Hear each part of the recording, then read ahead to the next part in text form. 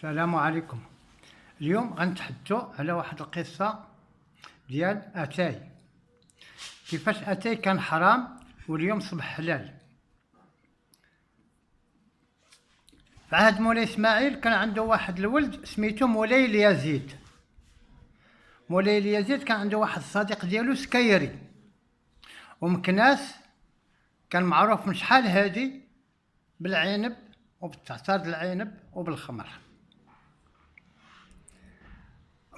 هو كان كيسكن خارج القصر الملكي، يعني حدا القصر الملكي واحد المحل كيتسمى الدار الكبيره، الناس ديال مكناس راه يعرفوها.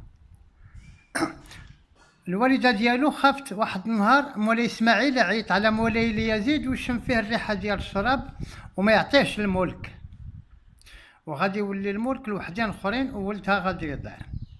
اذا شنو ندير؟ دخلت عند راجلها يعني الملك مولاي اسماعيل وقالت ليه بان الولد كبر دابا، خصنا نعطيوه ديك الثغور ديال الاسفي يحضيها لنا من البرتغال، وديك البلاصه ديال الرحامنه ما يبقاش فيه هذاك اللي كيبغي يمشي للدار البيضاء خصو يشوفو الزطات، واللي غادي يولي من الدار البيضاء لمراكش خصو زطات، وداك الزطات هو اللي كيزطو باش كيدوز السلعه ديالو باش ما يديوهالوش. ولا بغيتي يزطك هاد السيد هذا خصك تعطيه الزطاطه. الزطاطه بالدارجه هي باللغه العربيه هي الضريبه. فعلا كان في ذاك الوقت هذاك الا بغيتي تقطع خصك تمشي لواحد البلاصه فيها الزطات، وداك الزطات داير واحد البلاصه فين كيجلسوا وكينعسوا سميتها النزاله، على ما يصوب لهم الطريق ويدوزوا. داك المحل اللي كان لقاو فيه الزطات هو اللي تسمى دابا اليومين هذا مدينه السطات، داك الزي ولا سين. مولاي اسماعيل عجبته الفكره، قال لها واخا صيفطوا للرحامنه. لقى فاش مشى للرحامنه لقى غرادو في الشراب 100%، وهو الصديق ديالو مرض. مو ساقط الخبار صيفطت ليه الطبيب ديال مولاي اسماعيل انجليزي، مشى قلبو وجا. فجا قال لها ولدك راه مريض بالمعده مدمن على الخمر. قالت لي وشنو الحل؟ قال لي راه جيت باش ندي ليه واحد العشبه حنا كنجيبوها من الصين نعطيها له يشربها. ديك العشبه شنو هي اتاي الشاي.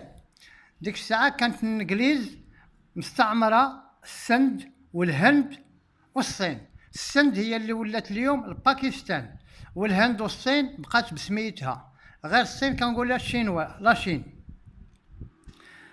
جا دا ليه داك اتاي عطاه له حبوب مضغو، رمى داك التخت وشرب شرط الريق برا من المعده.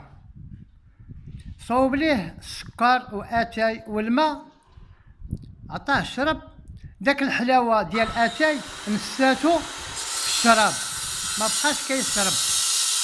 هنا العلماء شنو غادي يديروا؟ الفقهاء قالوا بان من حيت رمى الشراب وقبض رمى الخمر وقبض اتاي، اذا اتاي راه مسكر اكثر من الخمر، اذا راه حرام. العلماء لا، قال لك بان ديك الوقت كان اتاي كيدير الثمن 2 غرام ديال الذهب بغرام ديال اتاي، اذا غالبا ما يشربوش الناس كاملين، حرموه. مشات الايام وجات الايام حتى جا عهد مولاي سيدي محمد الثالث، هو سيدي محمد بن عبد الله، اللي اول دوله في العهد ديالو اعترفت باستقلال الميريكان، هو اللي كان سنى الوثائق. فاش جا بنا المدينه ديال الصويره، فاش بنا مدينه الصويره الميناء ديال الصويره ولاو البواخر كيجيبوا اتاي، كيجيبوا السلعه، تشهر المغرب ولات كيجي اتاي. اذا فاش جا اتاي النهار الاول تسمى باتاي الصويري، يعني على مدينه الصويره. موراها ولا كيتفرق في البلدان، هنا عن طريق الجمال تسمى باتاي القافله. موراه ولا حلال لان رخاص، عاد ولا اتاي حلال. السلام عليكم.